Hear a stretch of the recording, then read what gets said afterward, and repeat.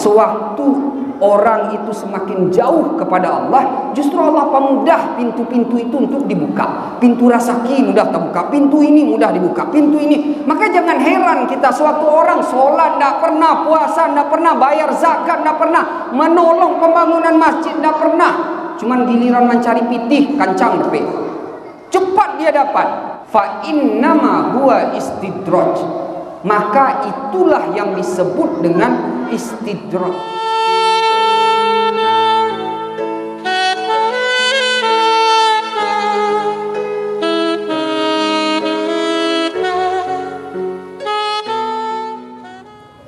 Innal hamdalillah nahmaduhu wa nasta'inuhu wa nastaghfiruh wa na'udzu billahi min shururi anfusina wa min sayyiati a'malina may yahdihillahu fala mudilla lahu wa may yudlil falan tajida lahu waliyyan mursyida. Asyhadu an la ilaha illallah wa asyhadu anna Muhammadan abduhu wa rasuluh. Allahumma fashalli wa sallim wa barik wa an'im ala sayyidina wa habibina wa rasulina wa qudwatina Muhammadin wa ala alihi wa ashabihi wa man da'a bi da'watihi wastanna bi sunnatihi ila yaumi liqa'i rabbih, amma ba'du. Fa ya ibadallah, usikum wa nafsi bi taqwallah, faqad fazal muttaqun. Faqala Allah ta'ala fil Qur'anil Karim, a'udzu billahi minasyaitonir rajim. Bismillahirrahmanirrahim. Ya ayyuhalladzina amanu taqullaha haqqa tuqatih wa la tamutunna illa wa antum muslimun. Wa qala Allah ta'ala fi ayatil ukhra, a'udzu billahi minasyaitonir rajim. Bismillahirrahmanirrahim. Alif lam mim. Ahasiban nasa ay yutraku ay yaqulu amanna wa hum la yuftanun. Walaqad fatanna alladhina min qablihim fala ya'lamanna Allaha alladhina sadaqu wa la ya'lamanna al-kadhibin. Sadaqallahul azim. Ibadallah jamaah salat Jumat rahimani wa rahimakumullah. Di awal khutbah ini tiada kata yang lebih pantas kita ucapkan melainkan ungkapan rasa puji syukur kita atas limpahan nikmat yang selalu Allah berikan kepada kita selaku hambanya. Alhamdulillahilladzi bi ni'matihi tatimmus shalihat. Segala puja dan puji syukur hanya bagi Allah yang dengan nikmat yang Allah turunkan kepada kita maka kebaikan-kebaikan menjadi sempurna. Selanjutnya bersolawat kita dengan mengucapkan lafaz Allahumma salli ala Muhammad wa ala ali Muhammad. Mudah-mudahan kelak kita mendapatkan syafaat beliau di hari akhir. Ibadallah jamaah salat Jumat yang dimuliakan oleh Allah. Di dalam surat Al-Ankabut ayat 1 sampai ayat 3 Allah dengan tegas mengatakan ahasiban nas, apakah manusia itu mengira ayyutraku, mereka akan ditinggalkan ayyaqulu amanna, sewaktu mereka sudah mengatakan beriman, saya beriman, wahum la yuftanun, dan mereka tidak diuji. Jamaah yang dimuliakan oleh Allah, siapapun di antara kita pasti akan diuji oleh Allah, akan diturunkan ujian musibah. Siapapun di antara kita. Sering sekali kita lihat di tempat-tempat lain, baru-baru ini terjadi di Cianjur musibah lagi, baru lagi di tempat lain terjadi lagi ujian lagi. Karena pada dasarnya seluruh kita itu akan ditimpakan oleh Allah musibah. Maka ada satu ungkapan atau satu perkataan Allah yang luar biasa di dalam surat Al-Mulk. Allah mengatakan, "Aamintum?" Apakah kalian merasa aman saja dari ancaman? Aamintum man fis sama. Apakah kalian merasa aman saja dari ancaman Allah? Kapan saja ancaman Allah itu bisa datang kepada kita? Kapan saja ancaman Allah itu bisa tiba ke dalam diri kita? Makanya sewaktu kita terbiasa melakukan sebuah kemaksiatan, ayat inilah yang harus kita pikirkan. Sewaktu kita melakukan sebuah dosa, ayat inilah yang harusnya kita resapi. Kita tidak akan pernah merasa aman dari ancaman Allah, karena ancaman Allah itu kapan saja dia bisa mendatangi kita. Maka jamaah yang dimuliakan oleh Allah, walanabluwannakum, kata Allah, semua kalian itu pasti akan saya uji. akan kami uji semua di antara kalian. Jadi jemaah yang dimuliakan Allah, sewaktu kita memahami bahwasanya ujian Allah itu pasti akan mendatangi kita, maka paling tidak ada 4 sikap yang biasanya diambil oleh seseorang sewaktu ujian tersebut ditimpakan Allah kepada diri mereka. Yang pertama jemaah yang dimuliakan oleh Allah, ada orang yang sewaktu Allah berikan ujian kepada mereka, Allah turunkan musibah kepada mereka, sikap yang diambil oleh mereka adalah sikap murka. Mereka marah dengan apa yang diturunkan oleh Allah kepada mereka. Mereka tak terima. Bahkan cenderung mereka mengatakan Allah tak adil. Kenapa bisa hal ini terjadi? Karena orientasi dari kehidupan mereka itu hanya dunia. Yang dia inginkan hanya dunia. Sewaktu kegagalan mendapatkan dunia itu dia dapatkan, maka dia akan marah dengan apa yang diberikan Allah kepada mereka, dan cenderung mereka mengatakan nanti Allah tidak adil, Allah menghinakan saya.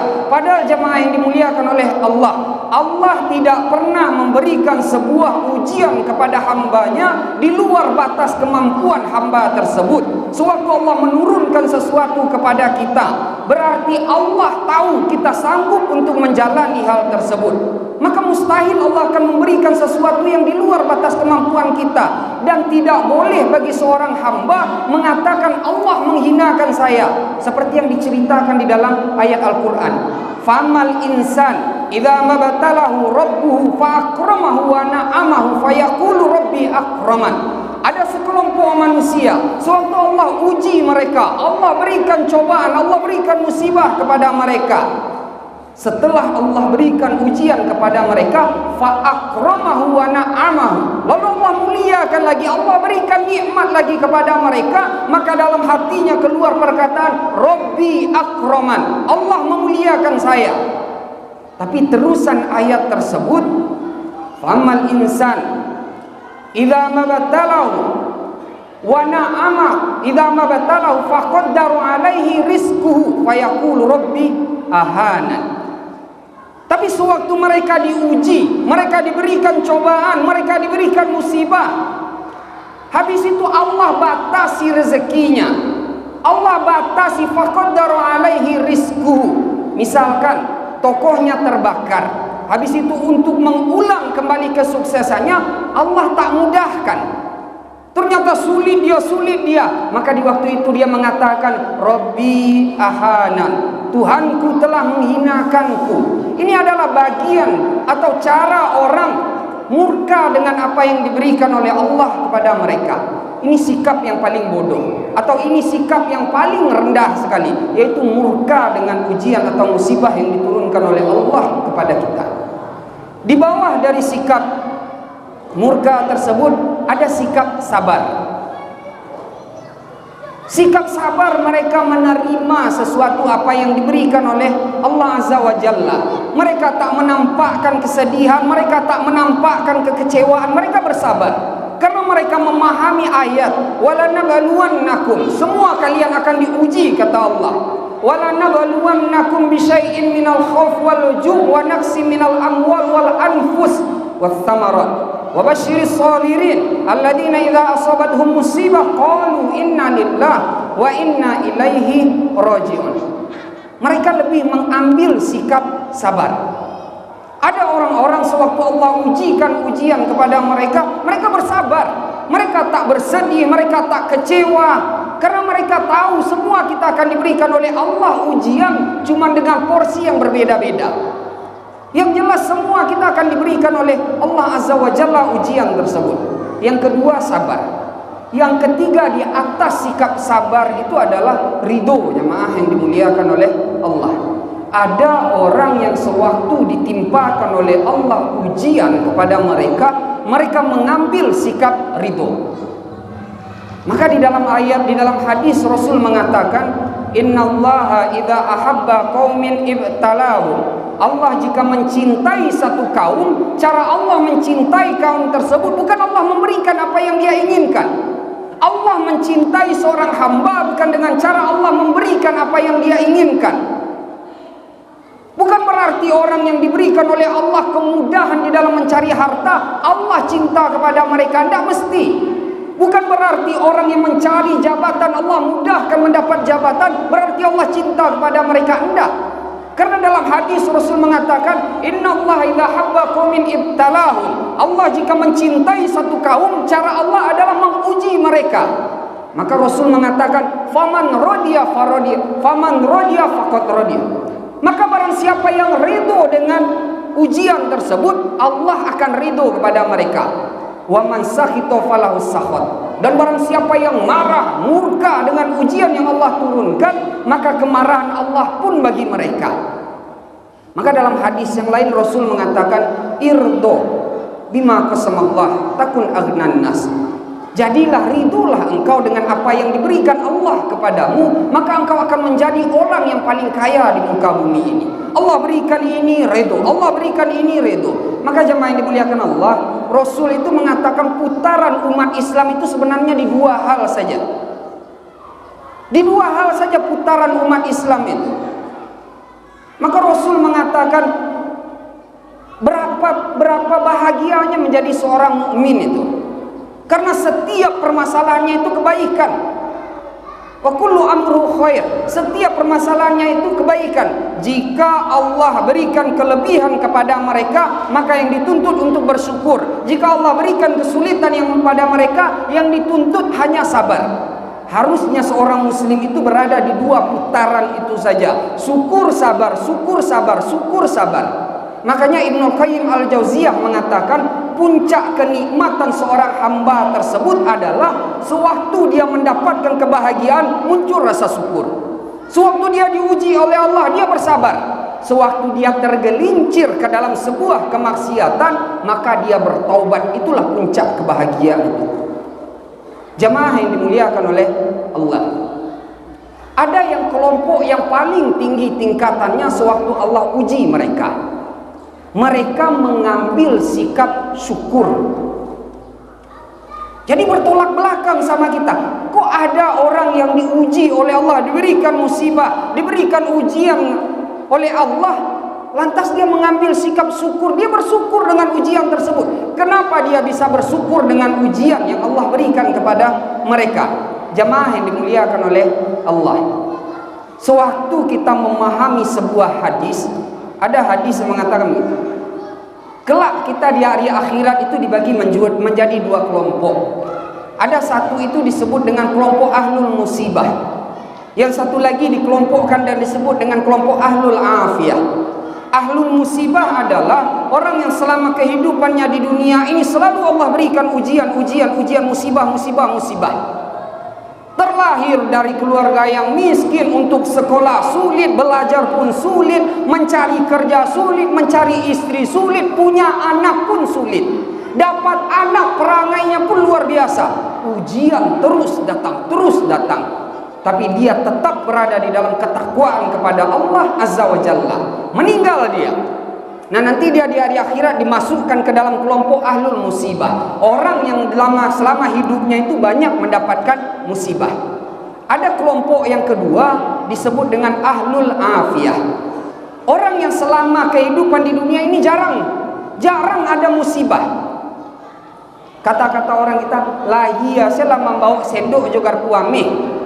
Terlahir dari keluarga yang kaya, mau sekolah mudah, mau mencari kerja mudah, mencari istri mudah, mencari kerja langsung dapat, gaji besar, punya anak baik. Jarang dia mendapatkan musibah. Maka dia dikelompokkan di akhirat menjadi ahlul afiyah. Habis itu Allah berkata kepada malaikat, ya malaikat subuhu, wahai malaikat, hisab mereka ini. Maka malaikat menghisab. Pertama yang dihisab oleh malaikat itu adalah ahlul musibah, orang yang selama hidup di dunia itu banyak musibahnya. Habis itu malaikat berkata kepada Allah setelah menghisab kelompok ini, kata malaikat, ya Allah, sesungguhnya ahlul musibah itu hampir dosanya itu habis. Kenapa bisa dosanya itu habis? Karena musibah-musibah yang dia jalani di kehidupan ini itu menggugurkan dosa-dosa yang pernah dia lakukan. Maka sewaktu kita sabar, kita ridho dengan musibah yang Allah berikan kepada kita, itu selayaknya menggugurkan dosa. Bukankah ada hadis Rasul yang mengatakan fa innal huma, sesungguhnya penyakit demam itu menggugurkan dosa. Rasul mengatakan seperti itu. Lihat jamaah yang dimuliakan Allah, ada seorang sahabat yang mendengar hadis Rasul itu, mendengar Rasul mengatakan hal tersebut, dia pulang ke rumah. Ada yang mengatakan sahabat ini Ubaidillah bin Ka'ab, ada yang mengatakan Sa'ad bin Abi Waqqas. Dia pulang ke rumah, habis itu dia mengandahkan tangannya, berdoa dia kepada Allah. Ya Rabb, kata dia, ya Allah, jikalau benar penyakit demam itu menggugurkan dosa, maka berikan kepada saya penyakit demam itu, ya Allah. Dia minta jemaah yang dimuliakan oleh Allah agar Allah memberikan penyakit kepada dia. Akhirnya Allah turunkan demam. Maka dalam riwayat itu Sa'ad bin Abi Waqqas itu dia setiap malam itu dia mesti sakit, demam dia, sampai orang menjelang subuh baru dia sembuh lagi. Karena dia meminta, ya Allah berikan demam kepada saya, cuman demam ini tidak mengganggu saya dalam beribadah kepadamu ya Allah. Maka Allah turunkan sakit tersebut. Kalaulah penyakit tersebut atau kalaulah ujian tersebut tidak ada gunanya, maka mustahil Allah akan turunkan kepada orang-orang yang mulia. Allah uji Nabi Muhammad. Bahkan para nabi, para anbiya dan rasul itu mereka paling berat ujiannya. Nabi Ayub alaihissalam, di dalam kitab tafsir Ibnu Katsir diceritakan bahwasanya beliau menderita sakit 18 sampai 20 tahun. Bayangkan jamaah yang dimuliakan oleh Allah. Jatuh kulitnya itu, jatuh dagingnya karena digigit ulat. 18 tahun lamanya dia menanggung penyakit tersebut. Maka jemaah yang dimuliakan oleh Allah, sewaktu sudah dihisab ahlul musibah ini, akhirnya malaikat mengatakan, ya Allah, sesungguhnya ahlul musibah ini hampir-hampir dosanya habis. Karena saking banyaknya ujian-ujian yang dia terima di muka bumi ini. Maka Allah mengatakan, kalau begitu atuhum salasan, berikan kepada dia 3 hal. Berikan kebahagiaan kepada dia. Tempatkan dia di tempat yang baik. Karena kalau di hari akhirat itu tidak ada tempat yang paling baik melainkan surganya Allah.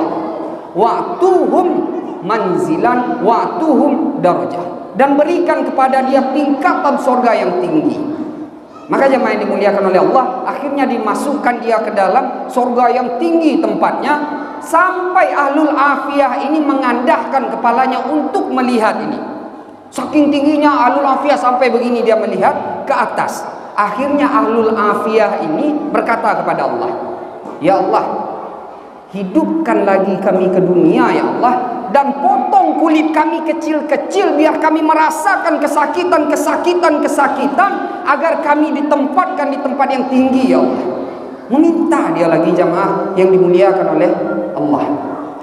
Maka belum tentu seorang sewaktu kesulitan hidup yang dia jalani itu dia tidak dimuliakan oleh Allah. Dan belum tentu sewaktu orang mudah saja menjalani kehidupan ini nampak secara zahir di mata kita, hartanya banyak, jabatannya tinggi, dia punya ini, dia mulia di sisi Allah. Belum tentu. Bukankah di dalam ayat Al-Quran itu Allah mengatakan, falamma nasu ma dzukiru bihi, sewaktu mereka lupa dengan apa yang kami ingatkan, kata Allah. Mereka lupa dengan perintah sholat, mereka tak mau sholat. Lupa dengan puasa, lupa untuk membayar zakat. Mereka lupa dengan apa yang diingatkan kepada mereka. Allah bukan mengazab mereka. Yang dikatakan oleh Allah dalam ayat Al-Quran, fatahna alaihim abwaba kulla syai'in, akan kami bukakan kepada mereka pintu segala sesuatu. Apa maknanya jemaah yang dimuliakan oleh Allah? Sewaktu orang itu semakin jauh kepada Allah, justru Allah pemudah pintu-pintu itu untuk dibuka. Pintu rezeki mudah terbuka, pintu ini mudah dibuka, pintu ini. Maka jangan heran kita sewaktu orang sholat tidak pernah, puasa tidak pernah, bayar zakat tidak pernah, menolong pembangunan masjid tidak pernah, cuman giliran mencari pitih kancang depe, cepat dia dapat. Jangan heran, karena Rasul pun mengatakan, idza ra'aitallah, jika engkau melihat Allah, yu'til abda, memberikan kepada seorang hamba ma yuhibbu minad dunya, sesuatu yang dia cintai dari kehidupan di dunia ini, wa huwa ala ma'asihi, padahal dia di dalam keadaan maksiat, fa innama huwa istidraj, maka itulah yang disebut dengan istidraj. Apa istidraj itu? Diangkat untuk dijatuhkan. Untuk dijatuhkan. Maka inilah 4 sikap yang biasa orang pilih sewaktu dia diujikan oleh Allah dengan ujian. Tapi memilih sikap syukur sewaktu Allah memberikan ujian itu sangat berat. Kenapa? Seolah-olah bertentangan dengan nurani kita. Kita diuji oleh Allah tapi bersyukur. Cuma sewaktu kita memahami bahwasanya ujian yang Allah berikan kepada kita, Allah menginginkan untuk menggugurkan dosa kita, karena mungkin kita lupa. Mungkin kita sudah terlalu banyak memikirkan dunia ini, terlalu banyak menghabiskan waktu untuk mengejar dunia ini. Allah berikan ujian kepada kita, yang diinginkan oleh Allah adalah balik lagi kepada Allah. Maka kalau logika sederhananya jamaah yang dimuliakan oleh Allah, lihatlah orang yang menggali sumur misalkan, sewaktu dia menggali sumur di dalam kedalaman itu, cobalah lemparkan ke dalam itu duit 100.000, piti 100 merah. Lemparkan ke dia. Biasanya yang pertama dilihat itu duitnya itu. Kali kedua lemparkan lagi duit yang 100.000, masih dilihat duit itu.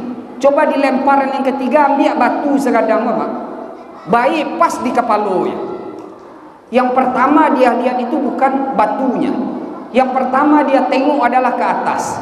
Inilah manusia dalam gambarannya. Sewaktu Allah berikan kenikmatan, dia lupa kepada Allah. Lupa dia kepada Allah. Nah, sewaktu dia Allah berikan kesulitan kepada dia, maka dia baru ingat, ya Rabb, Allah. Inilah yang diinginkan. Maka jemaah yang dimuliakan Allah, kalau mencari titik perbedaan antara ujian, musibah dengan azab, itu banyak sekali perbedaan antara ujian, musibah dengan azab. Tapi kalau mencari titik persamaan dari yang 3 ini, ada satu persamaannya. Apa persamaan dari ujian, musibah dan azab? Persamaannya adalah sewaktu Allah menurunkan ujian, sewaktu Allah menurunkan musibah, sewaktu Allah menurunkan azab kepada seorang manusia, maka yang diinginkan oleh Allah adalah balik lagi kepada Allah. Balik lagi kepada Allah. Makanya orang itu bisa balik kepada Allah tidak sewaktu ujian turun saja. Sewaktu azab turun pun banyak yang balik. Berapa banyak bandar narkoba ngedar makai tertangkap sama polisi, ditangani, masuk penjara. Hidayah datang. Mungkin bapak-bapak jamaah yang dimuliakan oleh Allah pernah mendengar sebuah kasus seorang perempuan, maaf cakap jamaah yang dimuliakan Allah, hari-hari dia dihabiskan untuk menjadi seorang pelacur. Sampai di satu titik dia terkena penyakit AIDS. Akhir apa yang terjadi? Dia berubah. Dia bertaubat, sebenar-benar bertaubat. Bukan cuma dia tinggalkan pekerjaan dia, justru sampai pakaian dia berubah, cara berbicara dia berubah. Apa maknanya? Terkadang sewaktu azab itu diturunkan oleh Allah, banyak yang mendapatkan hidayah dari azab tersebut. Maka inilah yang diinginkan oleh Allah. Kalaulah turun yang modeko indah juga berubah lah, maka dengan apa lagi kita harus berubah? Maka terakhir jemaah yang dimuliakan oleh Allah, kita ingatkan lagi kepada surat Muluk tadi. Sebenarnya kita tidak pernah bisa merasa aman dengan ancaman-ancaman Allah yang kapan saja bisa turun.